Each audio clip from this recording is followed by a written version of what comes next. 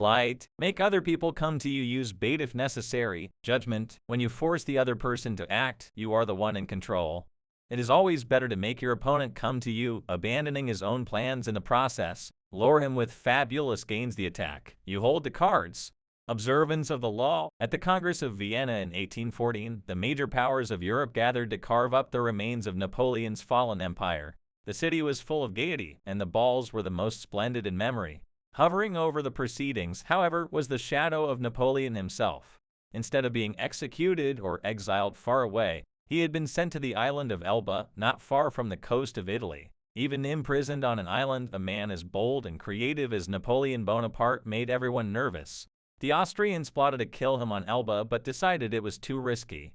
Alexander I, Russia's temperamental czar, heightened the anxiety by throwing a fit during the Congress when a part of Poland was denied him. Beware, I shall lose the monster, he threatened. Everyone knew he meant Napoleon. Of all the statesmen gathered in Vienna, only Talleyrand, Napoleon's former foreign minister, seemed calm and unconcerned. It was as if he knew something the others did not. Meanwhile, on the island of Elba, Napoleon's life was a mockery of his previous glory. As Elba's king, he had been allowed to form a court. There was a cook, a wardrobe mistress, an official pianist, and a handful of courtiers. All this was designed to humiliate Napoleon, and it seemed to work. That winter, however, there occurred a series of events so strange and dramatic they might have been scripted in a play. Elba was surrounded by British ships, their cannons covering all possible exit points. Yet somehow, in broad daylight on February 26, 1815, a ship with 900 men on board picked up Napoleon and put to sea. The English gave chase, but the ship got away. This almost impossible escape astonished the public throughout Europe and terrified the statesmen at the Congress of Vienna. Although it would have been safer to leave Europe, Napoleon not only chose to return to France, he raised the odds by marching on Paris with a tiny army in hopes of recapturing the throne. His strategy worked. People of all classes threw themselves at his feet. An army under Marshal Ney sped from Paris to arrest him, but when the soldiers saw their beloved former leader, they changed sides. Napoleon was declared emperor again. Volunteers swelled the ranks of his new army. Delirium swept the country. In Paris, crowds went wild. The king who had replaced Napoleon fled the country. For the next 100 days, Napoleon ruled France. Soon, however, the giddiness subsided. France was bankrupt, its resources nearly exhausted, and there was little Napoleon could do about this. At the Battle of Waterloo, in June of that year, he was finally defeated for good. This time his enemies had learned their lesson. They exiled him to the barren island of St. Helena off the west coast of Africa. There he had no more hope of escape. Interpretation: only years later did the facts of Napoleon's dramatic escape from Elba come to light. Before he decided to attempt this bold move, visitors to his court had told him that he was more popular in France than ever and that the country would embrace him again. One of these visitors was Austria's General Roller, who convinced Napoleon that if he escaped, the European powers, England included, would welcome him back into power. Napoleon was tipped off that the English would let him go, and indeed his escape occurred in the middle of the afternoon, in full view of English spyglasses. What Napoleon did not know was that there was a man behind it all, pulling the strings, and that this man was his former minister, Talleyrand. And Talleyrand was doing all this not to bring back the glory days, but to crush Napoleon once and for all. Considering the emperor's ambition unsettling to Europe's stability, he had turned against him long ago. When Napoleon was exiled to Elba, Talleyrand protested. Napoleon should be sent farther away, he argued, or Europe would never have peace. But no one listened. Instead of pushing his opinion, Talleyrand bided his time. Working quietly, he eventually won over Castlereagh and Metternich, the foreign ministers of England and Austria. Together these men baited Napoleon into escaping. Even Collar's visit to whisper the promise of glory in the exile's ear was part of the plan. Like a master card player, Talleyrand figured everything out in advance. He knew Napoleon would fall into the trap he had set. He also foresaw that Napoleon would lead the country into a war which, given France's weakened condition, could only last a few months. One diplomat in Vienna, who understood that Talleyrand was behind it all, said, "He has set the house ablaze in order to save it from the plague. When I have laid bait for deer, I don't shoot at the first doe that comes to sniff, but wait until the whole herd has gathered round." Otto von Bismarck, 1815 to 1898. Keys to power. How many times has this scenario played itself out in history? An aggressive leader initiates a series of bold moves that begin by bringing him much power. Slowly, however, his power reaches a peak, and soon everything turns against him. His numerous enemies band together, trying to maintain his power. He exhausts himself going in this direction and that, and inevitably he collapses. The reason for this pattern is that the aggressive person is rarely in full control.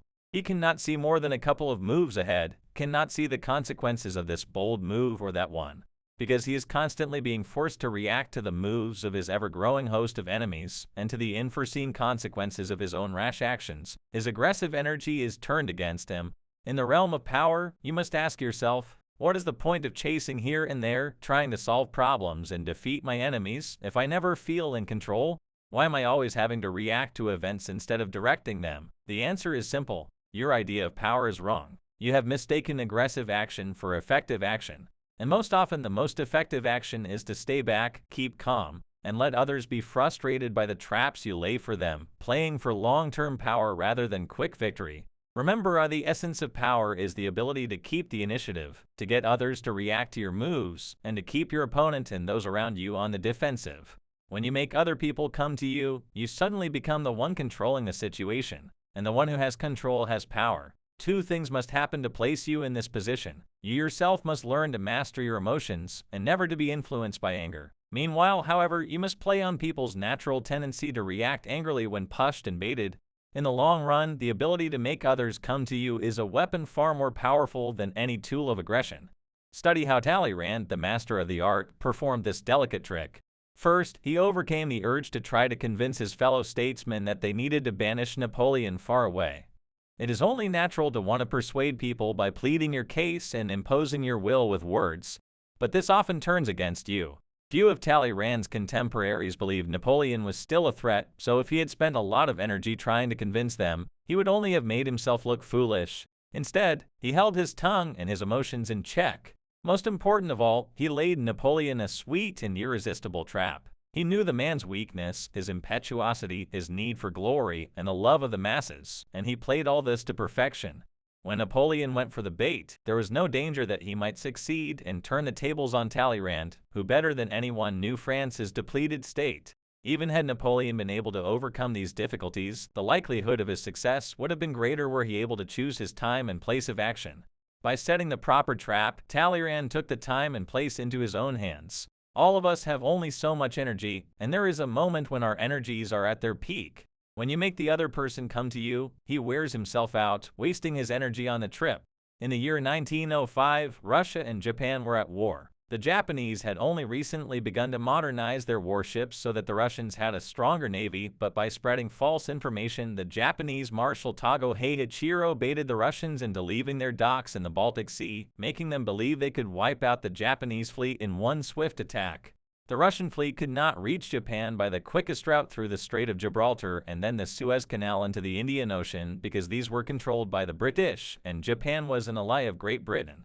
They had to go around the Cape of Good Hope, at the southern tip of Africa, adding more than 6,000 miles to the voyage. Once the fleet passed the Cape, the Japanese spread another false story. They were sailing to launch a counterattack. The Russians made the entire journey to Japan on combat alert. By the time they arrived, their seamen were tense, exhausted, and overworked, while the Japanese had been waiting at their ease. Despite the odds and their lack of experience in modern naval warfare, the Japanese crushed the Russians. One added benefit of making the opponent come to you, as the Japanese discovered with the Russians, is that it forces him to operate in your territory. Being on hostile ground will make him nervous, and often he will rush his actions and make mistakes. For negotiations or meetings, it is always wise to lure others to your territory or the territory of your choice. You have your bearings, while they see nothing familiar and are subtly placed on the defensive. Manipulation is a dangerous game. Once someone suspects he is being manipulated, it becomes harder and harder to control him. But when you make your opponent come to you, you create the illusion that he is controlling the situation. He does not feel the strings that pull him, just as Napoleon imagined that he himself was the master of his daring escape and return to power. Everything depends on the sweetness of your bait. If your trap is attractive enough, the turbulence of your enemy's emotions and desires will blind them to reality. The greedier they become, the more they can be led around. The great 19th century robber baron Daniel Drew was a master at playing the stock market. When he wanted a particular stock to be bought or sold, driving prices up or down, he rarely resorted to the direct approach. One of his tricks was to hurry through an exclusive club near Wall Street, obviously on his way to the stock exchange, and to pull out his customary red bandana to wipe his perspiring brow. A slip of paper would fall from this bandana that he would pretend not to notice.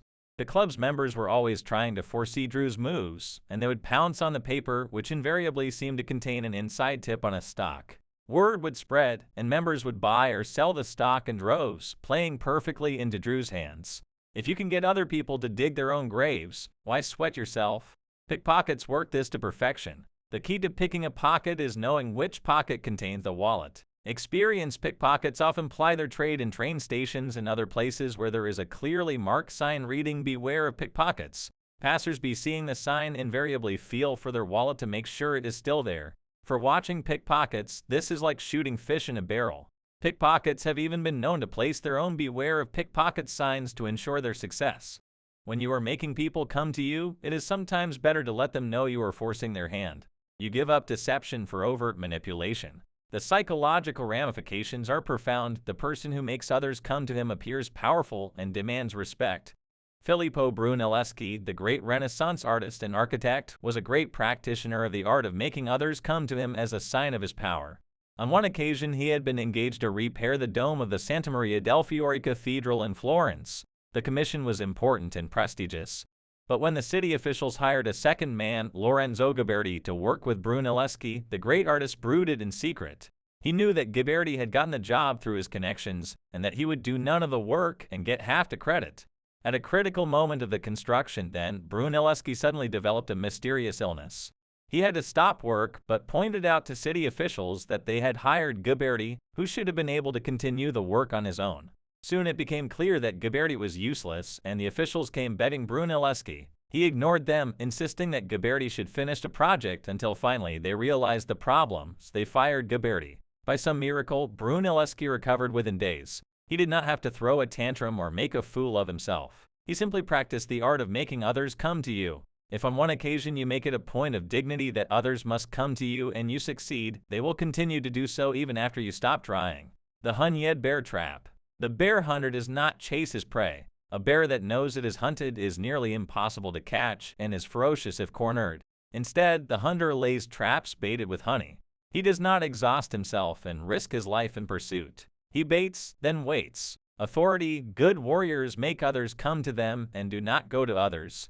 This is the principle of emptiness and fullness of others and self. When you induce opponents to come to you, then their force is always empty. As long as you do not go to them, your force is always full. Attacking emptiness with fullness is like throwing stones at eggs. Jan Yu, 11th century commentator on the art of war. Reversal. Although it is generally the wiser policy to make others exhaust themselves chasing you, there are opposite cases where striking suddenly and aggressively at the enemy so demoralizes him that his enemies sink. Instead of making others come to you, you go to them, force the issue, and take the lead. The fast attack can be an awesome weapon, for it forces the other person to react without the time to think or plan. With no time to think, people make errors of judgment and are thrown on the defensive. This tactic is the obverse of waiting and baiting, but it serves the same function. You make your enemy respond on your terms. Men like Cesare Borgia and Napoleon used the element of speed to intimidate and control. A rapid and unforeseen move is terrifying and demoralizing. You must choose your tactics depending on the situation. If you have time on your side and know that you and your enemies are at least at equal strength, then deplete their strength by making them come to you. If time is against you, your enemies are weaker, and waiting will only give them the chance to recover. Give them no such chance. Strike quickly and they have nowhere to go. As the boxer Joe Louis put it, he can run, but he can't hide.